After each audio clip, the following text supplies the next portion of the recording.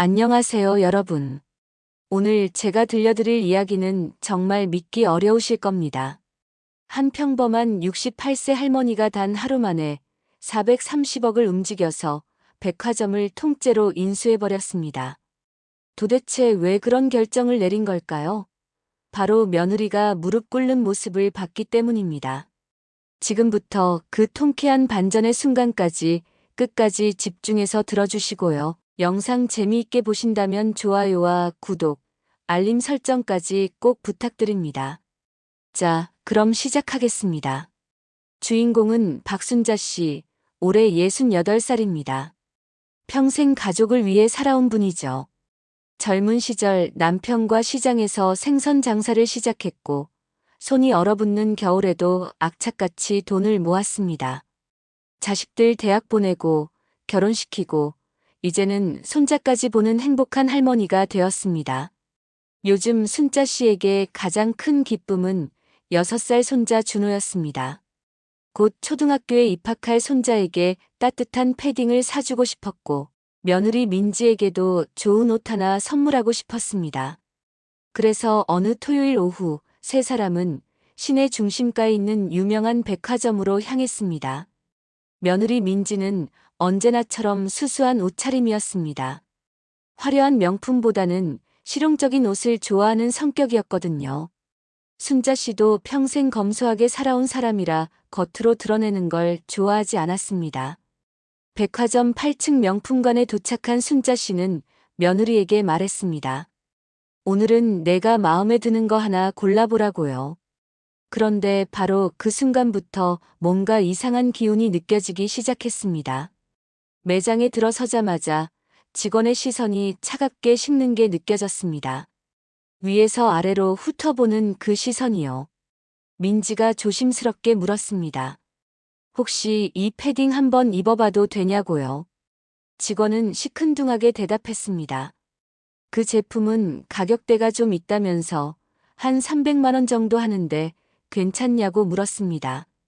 말투에는 명백하게 당신들한테는 안 어울릴 것 같다는 무언의 메시지가 담겨 있었습니다.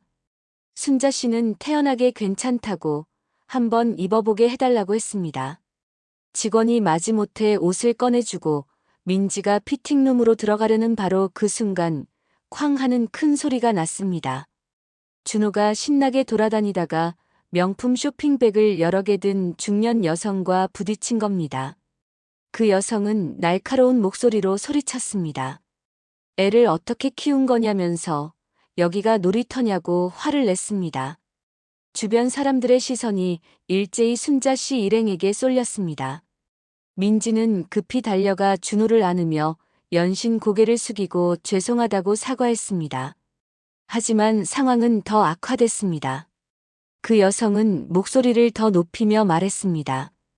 실수로 끝날 일이 아니라면서 자기 가방에 손자국 났으면 어쩔 거냐고 이게 1,000만 원짜리라고 소리쳤습니다. 옆에 있던 다른 중년 여성도 거들었습니다. 요즘 애들 버릇없이 키우는 부모들이 참 많다면서요. 민지의 얼굴이 새하얗게 변했습니다. 온몸이 떨리기 시작했습니다. 그리고 바로 그때 순자 씨가 믿을 수 없는 광경을 목격했습니다. 며느리 민지가 무릎을 꿇은 겁니다. 6살 손자 앞에서 수많은 사람들이 지켜보는 가운데 아무 잘못도 하지 않았는데 말이죠. 민지는 떨리는 목소리로 말했습니다. 정말 죄송하다면서 자기가 잘못 봤다고 가방 수리비는 자기가 내겠다고 사과했습니다. 순자 씨의 심장이 쿵 하고 내려앉는 것 같았습니다. 매장 직원은 팔짱을 끼고 구경만 하고 있었고 주변 사람들은 계속 수군거렸습니다. 저런 옷 입고 명품관에 왜 왔냐면서요. 순자 씨는 주먹을 꽉 쥐었습니다. 손톱이 손바닥에 파고들 정도로요. 당장이라도 달려가서 며느리를 일으켜 세우고 싶었지만 몸이 굳어버린 것처럼 움직여지지 않았습니다. 왜냐하면 30년 전 자신도 똑같이 무릎 꿇었던 기억이 떠올랐기 때문입니다. 시장에서 생선 장사를 하던 시절 한 손님이 생선이 비싸다며 트집을 잡았고 순자 씨가 정당하게 항변하자 그 손님은 좌판을 발로 걷어차버렸습니다. 바닥에 널브러진 생선을 주우며 순자 씨는 그날 깨달았습니다. 가난하면 이렇게 무시당하는 거구나 하고요. 그리고 오늘 30년이 지난 지금 자신의 며느리가 똑같은 모습으로 무릎을 꿇고 있었습니다. 결국 민지는 그 여성들에게 깊이 사과하고 명함까지 건네며 연락 주시면 보상하겠다고 말한 뒤에야 겨우 일어날 수 있었습니다. 준호는 엄마 치마를 붙잡고 울고 있었고요. 순자 씨는 그날 아무 말도 하지 못한 채 백화점을 나왔습니다. 집으로 돌아온 후 저녁 식탁은 이상할 정도로 조용했습니다. 며느리는 아무 일 없었다는 듯 밥을 차렸고 준호는 금방 잠이 들었습니다. 하지만 순자 씨는 잠을 이룰 수가 없었습니다. 침대에 누워 천장을 바라보며 오늘 있었던 일이 계속해서 머릿속에 재생됐습니다. 며느리가 무릎 꿇던 모습, 준호가 울던 모습, 그리고 아무것도 하지 못했던 자신의 모습이요. 왜 내가 아무 말도 못했을까 하고 자책하며 밤새 뒤척였습니다. 그러다 새벽 3시, 순자 씨의 눈빛이 달라졌습니다. 안 돼, 절대 안 돼. 다시는 내 가족이 고개를 숙이게 할 수 없다고 결심했습니다. 그 순간 한 가지 결심이 섰습니다. 평생 모은 돈 전부를 걸기로요. 다음 날 아침 순자 씨는 평소와 다름없이 일어나 아침을 차렸습니다. 며느리에게 오늘 은행 좀 다녀올 일이 있다고 말하고 나섰습니다. 순자 씨가 찾아간 곳은 시내 중심가에 있는 프라이빗 뱅킹 센터, 고액 자산가들만 이용하는 특별한 공간이었습니다. 담당 매니저 김 과장이 반갑게 인사했습니다. 남편이 살아계실 때부터 거래해온 은행이었고 김 과장은 순자 씨의 재산 관리를 맡고 있었거든요. 순자 씨는 차분하지만 단호한 목소리로 말했습니다. 오늘은 좀 큰 일을 상담하러 왔다면서 자기 명의로 된 자산 전부를 정리해 달라고 했습니다. 김 과장의 눈이 커졌습니다. 전부냐고 되물었죠. 순자 씨는 확답했습니다. 아파트 재개발 지분, 정기예금, 남편 보험금, 그리고 금고에 있는 금괴까지 전부 정리해 달라고요. 김 과장이 황급히 컴퓨터를 확인하자 순자 씨의 자산 내역이 화면에 떴습니다. 강남 재개발 아파트 지분 280억 원, 정기예금 및 적금 87억 원, 남편 유산보험금 45억 원, 금괴 보유분 18억 원, 총 430억 원이었습니다. 김 과장은 침을 꿀꺽 삼켰습니다. 이건 정말 엄청난 금액인데 무슨 일이냐고 조심스럽게 물었습니다. 순자 씨는 가방에서 서류 한 장을 꺼냈습니다. 그것은 바로 어제 방문했던 그 백화점의 기업 정보 자료였습니다. 언제 준비한 건지 상세한 주식 정보까지 프린트되어 있었죠. 순자 씨는 똑바로 김 과장을 바라보며 물었습니다. 이 백화점 지분 인수가 가능하냐고요? 김 과장은 입을 다물지 못했습니다. 백화점을 인수하시겠다고요? 하고 되물었죠. 순자 씨는 고개를 끄덕였습니다. 가능한지 지금 당장 알아봐 달라고 했습니다. 김 과장이 급히 기업 정보를 검색했습니다. 손이 떨려서 키보드를 제대로 누르지도 못할 정도였습니다. 그 백화점은 중견 유통기업으로 최근 몇 년간 실적 부진으로 주가가 많이 떨어진 상태였습니다. 최대 주주의 지분율은 38%, 2대 주주는 15%였습니다. 김 과장이 조심스럽게 말했습니다. 현재 2대 주주와 소액 주주들의 지분을 합치면 약 34% 정도 인수 가능할 것 같다면서 금액은 대략 380억에서 400억 사이로 예상된다고 했습니다. 잠시 침묵이 흘렀습니다. 김 과장은 순자 씨의 대답을 기다렸습니다. 그런데 순자 씨의 대답은 단호했습니다. 진행해 달라고, 빠르면 빠를수록 좋다고 말했습니다. 김 과장은 순자 씨의 눈빛을 보고 더 이상 말리지 않았습니다. 그 눈빛은 무언가를 확고하게 결심한 사람의 눈빛이었거든요. 일주일이 지났습니다. 그 백화점 본사 회의실에는 긴급 이사회가 소집됐습니다. 신규 대주주 투자자 미팅이라는 제목으로요. 이사들은 술렁거렸습니다. 도대체 누가 이 시국에 지분을 34%나 사들인 거냐면서요. 대기업 계열사인지 외국계 투자사인지 재벌가 자제인지 추측하며 긴장한 표정으로 회의실 문을 바라봤습니다. 문이 천천히 열렸습니다. 그리고 들어온 사람은 70대 가까운 한복 차림의 할머니였습니다. 이사들은 눈이 휘둥그레졌습니다. 설마 저분이 투자자인가 하면서요. 순자 씨는 당당하게 걸어들어와 상석에 앉았습니다. 한복 자락이 우아하게 펼쳐졌죠. 순자 씨가 조용하지만 회의실 전체를 압도하는 목소리로 말했습니다. 안녕하십니까? 저는 이번에 귀사의 지분 34%를 인수한 박순자입니다. 회의실이 순식간에 웅성거렸습니다. 34% 지분이면 현재 최대 주주 다음으로 큰 지분이었고 소액 주주들과 연합하면 사실상 경영권을 좌지우지할 수 있는 위치였습니다. 한 이사가 조심스럽게 물었습니다. 실례지만 어떤 경로로 저희 회사에 관심을 갖게 되셨냐고요. 순자 씨는 잠시 침묵했다가 조용히 하지만 또렷하게 입을 열었습니다. 일주일 전 자기는 귀사 백화점 8층 명품관에서 자기 가족이 무릎 꿇는 것을 봤다고 말했습니다. 이사들의 표정이 굳어졌습니다. 순자 씨는 계속 말했습니다. 자기 며느리가 아무 잘못도 하지 않았는데 6살 손자 앞에서 무릎을 꿇었고 귀사의 직원은 팔짱을 끼고 그걸 보고만 있었다고요. 회의실이 쥐 죽은 듯 조용해졌습니다. 순자 씨는 단호하게 말했습니다. 자기는 오늘부터 이 회사의 주요 주주로서 고객 서비스 정책 전면 개편을 요구한다면서 현장 점검을 직접 하겠다고 했습니다. 내일 오전 10시 8층 명품관에서 보자고요. 그녀는 회의실을 나섰고 남겨진 이사들은 서로 얼굴만 바라볼 뿐이었습니다. 다음 날 오전 백화점 8층 명품관은 긴장감이 감돌고 있었습니다. 본사 임원 3명이 현장에 나와 있었고 각 매장 직원들은 초긴장 상태였습니다. 그때 엘리베이터 문이 열렸습니다.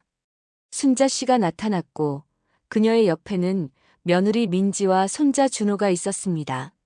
일주일 전 그날처럼 수수한 옷차림이었습니다. 순자 씨는 일부러 그 브랜드 매장으로 천천히 걸어갔습니다. 일주일 전 민지가 무릎 꿇었던 바로 그곳으로요. 매장 입구에 서자 직원 한 명이 습관적으로 다가왔다가 얼굴이 하얗게 질렸습니다. 그녀는 순자 씨 일행을 기억했습니다. 일주일 전 그날의 고객들이었거든요. 순자 씨는 조용히 하지만 명확하게 물었습니다. 지난번 우리 며느리 무릎 꿇게 했던 분이죠? 직원의 손이 떨리기 시작했습니다. 뒤에 있던 임원들이 급히 앞으로 나왔지만 순자 씨는 손을 들어 임원들을 제지했습니다. 그리고 직원을 똑바로 바라보며 말했습니다. 오늘 자기가 여기 온 이유는 복수하러 온 게 아니라고요. 며느리에게 사과를 받으려는 게 아니라 이런 일이 다시는 절대로 일어나지 않게 하려고 왔다고 말했습니다. 순자 씨는 목소리를 높여 매장 안의 모든 사람들에게 말했습니다. 여기 계신 모든 분들 들으라면서요. 고객은 옷으로 판단하는 게 아니고 명품 가방을 들었든 수수한 옷을 입었든 모든 고객은 존중받을 권리가 있다고 당당하게 말했습니다. 그 순간 어디선가 박수 소리가 들렸습니다. 1명, 2명, 3명, 곧 매장 안의 모든 고객들이 박수를 치기 시작했습니다. 순자 씨는 며느리를 바라보며 말했습니다. 민지야, 오늘은 내가 고객이니까 내가 원하는 거 마음껏 골라보라면서 그리고 고개는 절대 숙이지 말라고 했습니다. 며느리의 손을 꼭 잡으며요. 민지의 눈에서 눈물이 흘러내렸습니다. 준호가 할머니 치마를 잡아당기며 말했습니다. 할머니가 세상에서 제일 멋있다고요. 그날 이후 백화점은 완전히 달라졌습니다. 순자 씨의 주도로 전사적인 고객 존중 서비스 혁신 프로젝트가 시작됐고 모든 직원은 3일간의 교육을 재이수했습니다. VIP 라운지에는 새로운 문구가 새겨졌습니다. 모든 고객은 귀하다, 옷이 아니라 마음을 본다는 문구였습니다. 순자 씨는 백화점 이름도 바꿨습니다. 기존의 딱딱한 이름 대신 그레이스 몰, 마음이 가장 고운 사람이 가장 아름답다는 새로운 이름을 붙였습니다. 이 소식은 곧 언론에 알려졌습니다. 68세 은퇴 주부가 백화점을 인수해 서비스 혁신을 주도한다는 뉴스가 나가자 백화점 매출은 오히려 급증했습니다. 사람들은 저런 철학을 가진 백화점이라면 가보고 싶다며 앞다투어 방문했고 특히 중장년층 여성 고객들의 방문이 크게 늘었습니다. 한 달 후 한 방송국에서 순자 씨에게 인터뷰 요청이 왔습니다. 카메라 앞에 선 순자 씨에게 앵커가 물었습니다. 많은 분들이 궁금해하는데 왜 그렇게 큰 결단을 하신 거냐고요. 순자 씨는 잠시 생각하다가 대답했습니다. 자기는 평생 참고 살았다면서요. 가난하다는 이유로, 배우지 못했다는 이유로, 여자라는 이유로 수없이 무시당하고 무릎 꿇었다고 말했습니다. 목소리가 잠시 떨렸습니다. 하지만 며느리가 무릎 꿇는 걸 보는 순간 깨달았답니다. 이건 자기 문제가 아니라 우리 모두의 문제라는 걸요. 순자 씨는 계속 말했습니다. 우리 사회는 사람을 겉모습으로 판단한다면서 비싼 옷을 입고 명품 가방을 들어야 대접받는 사회가 과연 옳으냐고 반문했습니다. 그리고 자기는 이제 나이가 들었지만 여전히 배울 수 있고 변화를 만들 수 있다면서 나이는 단지 숫자일 뿐이고 우리 모두는 당당할 권리가 있다고 말했습니다. 마지막으로 시청자분들께 한마디 해달라는 앵커의 요청에 순자 씨는 카메라를 똑바로 바라보며 말했습니다. 여러분 절대 주눅 들지 말라고요. 나이 들었다고, 돈이 없다고, 배우지 못했다고 고개 숙일 필요 없다면서요. 진짜 부자는 돈이 많은 사람이 아니라 마음이 부자인 사람이고 진짜 품격은 명품 가방이 아니라 사람을 대하는 태도에서 나온다고 당당하게 말했습니다. 방송이 나간 후 순자 씨의 인터뷰는 큰 화제가 됐습니다. 특히 50대 이상 여성들 사이에서 우리도 당당하게 살자는 움직임이 일어났고 그레이스 몰은 존중받는 쇼핑의 상징이 됐습니다. 그날 이후 순자 씨는 매주 토요일마다 손자 준호와 함께 백화점을 방문합니다. VIP 라운지가 아니라 평범한 고객들이 쇼핑하는 매장을 둘러보면서요. 어느 토요일 준호가 물었습니다. 할머니 우리 이제 부자냐고요. 순자 씨는 손자의 머리를 쓰다듬으며 웃었습니다. 그럼 우리는 부자지, 돈이 많아서가 아니라 마음이 부자라서 그리고 누구 앞에서도 당당할 수 있어서라고 대답했습니다. 준호는 고개를 갸우뚱하다가 곧 환하게 웃으며 말했습니다. 그럼 할머니는 세상에서 제일 부자네요. 순자 씨는 손자를 안아 올리며 말했습니다. 그래 할머니는 세상에서 제일 부자란다. 그녀의 눈가에 작은 눈물이 맺혔습니다. 하지만 이번에는 슬픔의 눈물이 아니었습니다. 행복의 눈물이었습니다. 여러분, 오늘의 이야기 어떠셨나요? 우리는 살면서 때때로 억울한 일을 겪습니다. 외모로, 나이로, 가진 것으로 판단받고 무시당할 때가 있죠. 하지만 기억하세요. 진짜 가치는 겉으로 드러나는 게 아니라 우리 마음속에 있다는 것을, 그리고 우리는 언제든 어떤 나이에든 변화를 만들 수 있다는 것을요. 오늘의 주인공 순자 씨처럼 우리 모두는 당당할 권리가 있습니다. 이 이야기가 여러분께 작은 용기가 되었길 바랍니다. 영상이 도움이 되셨다면 좋아요 버튼 꾹 눌러주시고요. 구독과 알림 설정까지 해주시면 새로운 이야기가 올라올 때마다 가장 먼저 만나실 수 있습니다. 댓글로 여러분의 생각도 들려주세요. 다음에도 더 감동적이고 흥미진진한 이야기로 찾아뵙겠습니다. 오늘도 좋은 하루 보내시고 항상 당당하게 살아가시길 바랍니다. 감사합니다.